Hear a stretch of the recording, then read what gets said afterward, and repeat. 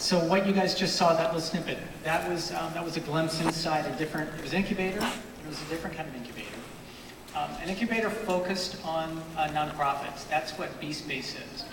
And I want to start, I feel like this is a thread kind of running through some of the conversations today. If you go back to Adi from House, how she started her organization, it really started with her own problem. She started something to solve that problem. It feels like that's really the same thing that happened here. Yes, absolutely. Well, I was consulting with early stage nonprofits. It had actually started, I'd fell into Charity Water, which is an 8-year-old organization that sort of revolutionized the way that charity is done. In fact, their mission is not to bring clean drinking water, but that's what they do, but to redefine what charity is for a generation that had become very disenfranchised and very disillusioned with the idea of giving, which is obviously a big shift now in millennials. But working with these early stage organizations, there was so much potential, so much ability to go to scale if they could just get these sort of organizational building blocks in place that would allow them to build brands, be better storytellers, and connect more enthusiastically and authentically with their donors. But it just wasn't happening. It felt like I was banging my head against the wall, and these organizations with so much potential were just not fulfilling it. They were just chugging along in the status quo. And I thought there had to be a better way. There had to be a more holistic, a more comprehensive way of growing these organizations, and that's how BeeSpace came about. How could we give them a home and strategic support to allow them to really finesse their product, their program, experiment, fail when necessary, iterate and grow, and really create the best product that they could and take that to scale. Well, I think the key word that I just heard was home, as opposed to like when you're trying to do this work as a consultant, you're the outsider coming in saying, here's what you guys need to do, as opposed to here's an environment that you are bringing them into every day and they're interacting with one another. Like, tell us a little bit about what you saw in incubators that you thought applied, and what you learned from visiting incubators while you were doing research to start BeeSpace. Yeah, absolutely. I mean, we're not a pure co-working space, but it's a hugely important part of what we do is creating a community. These organizations learn and grow side by side with my team as well. So I see them every day. I know what's going on with them personally, professionally, organizationally. And that's incredibly helpful, both for my team, but also for them. They really do support each other. It's a great environment for them to be in, and it's so much less isolating than sitting on alone at your kitchen table, where you just don't feel that same sense of there are other people going through this, and what can I learn from them? So I went to a lot of tech incubators, I went to fashion incubators, I went to every incubator you could think of in building out this model, and I did learn something from every single one. Well, so what are a couple things that the best incubators do that you knew right away that's going to apply to nonprofits? With the tech incubators, there were a lot of interesting things, but really putting a lot of the accelerators, like Y Combinators, put those operational building blocks in place. You have to get that right if you're ever going to be able to do your programming well and to have the greatest impact. So we focus a lot on helping them do things like build a board, HR policies, building a team, making the right hire, how do you hire, how do you fire. These are all things that don't occur to most organizations or most first-time founders. Many of my founders are very young as 22. And then... yeah, well, actually, why is that? Let me stop you there, because we talked about how nonprofits need to have like a mindset change, and even donors need to have a mindset change. What needs to change? Why aren't they focusing on, I guess, what sounds like kind of unsexy organizational infrastructure work? Because they're punished for it. By donors. There's an idea that all nonprofits should run with an operations budget of 20% or less. No one knows where this number came from or how it started, but it means that nonprofits don't invest in their operations, in their teams, in their human capital, in leadership development, in infrastructure, and even in offices. And they do this because donors have been told time and time again that a nonprofit shouldn't have a higher operational budget than 20%. And it leads to very creative accounting on nonprofits' parts. I'll tell you now, almost every nonprofit is doing not illegal, but creative accounting in order to get under that magical 20%. And it means that they're just not having the impact they could. I strongly believe that you get good programming when you have good operations. Well, and it sounds like part of the attraction for donors and part of the, I guess the appeal for also founders is the field work. And that's what they all want to be focusing on doing and delivering those results. And that, in a way, that becomes a distraction. And it's obvious kind of why it is, but it becomes a distraction instead of building a business that will be able to grow and sustain. Yeah, absolutely. I mean, you don't start a nonprofit because you're going to make an enormous amount of money. You're actually barely going to make any money.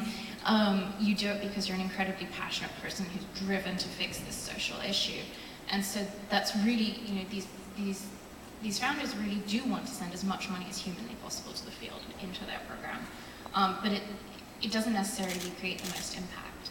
So we're trying to sort of sit them down and stop them and say, but you know, if you only invested this much more, if you only hired one more person, your impact in the field could double, rather than just keep sending those dollars to the field without necessarily having the back-end support to create greater change. Yeah, you were talking, we talked a little bit about the hiring challenge, and really that, you know, they need to get to the point where they're attracting the qualified enough talent to come in and have that longer term impact. And it hasn't really been happening because they don't have the funds to then attract those people. Yeah, no, it's hard. Non-profit salaries are not competitive. We're trying to change that.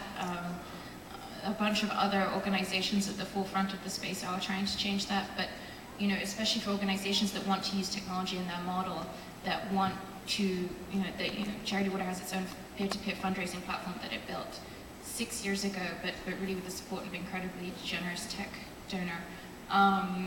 But they need engineers and designers to keep that platform going and to constantly reimagine it and get the most out of it. And they're competing for engineers with Google, with Facebook, with Twitter, and so it's becoming a little bit easier in that the generation that are coming up, millennials, truly do want to have social good as a part of their work, and they're willing to give up some part of their salary in order to have that fulfilled. Mm-hmm. But it is a challenge to really get the talent that you need. Right. All right, so tell us a little bit about what's different about the nonprofits that are in BeeSpace. Like if we were to just pull up kind of the comparison of BeeSpace nonprofits and kind of the conventional nonprofits, what are the differences we would see? Yeah, well, they work on a massive range of programming, everything from organ donation to global girls' education. They all have a few things in common. They all use storytelling to really connect with their donor database. They are all using online fundraising and technology to get the most revenue streams that they can. And I think they all have very clear brands. We use a lot of tech language at BeeSpace, and they are all brands. They're not just sort of a nonprofit with a horrible website that you can't navigate and is unappealing to you visually. We work really hard with them on website design, on brand, on logo, on how you tell your story as an organization, because it's a very crowded marketplace. There are over 1.4 million nonprofits in this country alone, and you have to stand out in the crowd. Is brand kind of a dirty word in the nonprofit world because it sounds commercial? Like, do you have to kind of do some convincing? In all sectors, brands become a bit of a dirty word. Yes, it's not talked about. Not really. How do you get them to accept it? By telling them they'll make more money. No, there's more programming and they start to see the cycle, I mean, right? I think by constantly reinforcing that cycle, that if you have a clear brand, if you're clear about who you are and what you do, right, that will help you be more successful. Okay, so tell us about a couple of these nonprofits that are in BeeSpace right now. We have a group called the Adventure Project. They create jobs in the developing world that help raise communities out of poverty. They're about 3 years old. They're really all peer-to-peer and online fundraising. They've raised over $1 million that way. They've had 70% growth since they've been with us, which is phenomenal. Yeah, and they have really creative campaigns. They sell. They have a program in Haiti that makes clean burning coal stoves, and every Christmas time, the holiday campaign, they get little coal soaps, and they're beautifully packaged. They're great stocking stuffers. They have very witty little cards that come with them. And we helped them as they moved into our office last year to become featured on Upworthy. They sold out in an hour, and they were able to really double the size of their program in Haiti, which was fantastic. So we're really proud of them. Wow. We're going to take questions in a minute, so think about what you might want to ask Marissa. I'm curious, one thing that we discussed was the kind of tech companies are really good at figuring out like how to get users to come back and to kind of develop the site or service as a regular habit. And this isn't something that nonprofits have really been as sophisticated about. I guess like donor conversion. Talk a little bit about what you think needs to happen there. Yeah, donor conversion is tough. Well, almost no nonprofits are testing. So there's very little data about what makes people come back, what makes them give more. There are really very few organizations who are doing that. A lot of the bigger groups that are mainly for-profits like Change.org are doing a lot of work around this. And the current thinking is really how do you convert a one-time donor into a monthly donor, because really that's going to be your big get. And Change is doing a lot of work around this.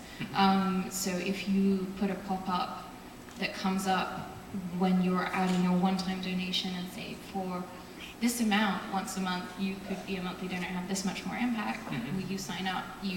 There is a high conversion rate, but a lot of work still needs to be done, and again, organizations just don't have the money to do this kind of testing and to really finesse that. So, but we're hoping that will change. Well, and it sounds like they need to embrace it, but also that they then have to go convince donors. Like that's the other change that has to happen to make donors understand donor education. Your money is totally well spent helping us develop this part of the organization. Yeah. And we don't necessarily want to split them. You don't want to say, oh, you're the smart donor who's giving to operations. Right. We want it to be seen as a holistic whole. Right, that's just as valuable. Yeah. Any questions for Marissa? Sorry, I can't see that well. All right, I'm going to throw one out. There are 130 applications for the next slot in the incubator. I think there are 5 nonprofits there? There are 5. We have 1 slot left. Okay. How do you decide when someone is ready to graduate from the incubator, and how do you help an organization make that transition? We have a couple of things in place that we're looking at all the time because we're learning as we're doing, and we're always open to changing. Currently, we say that when you hit 8 full-time employees, you exit out, or there's a hard stop at 2 years, because we want to be part of the solution and not part of the problem. And we give them an enormous amount of support, but we want them to be ready to go out into the world and stand on their own 2 feet. And I think if you stay anywhere too long, you get a little too comfortable. So we're currently looking at strategic partnerships with a bunch of co-working spaces and other larger nonprofits that might have spare space to see if we can give them a sort of halfway house home as they exit out from us.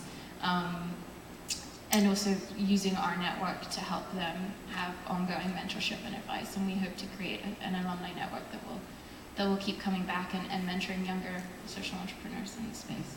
Great. I'm looking out to see if there's another question. If not, I'm going to keep going, trying to read everybody's minds.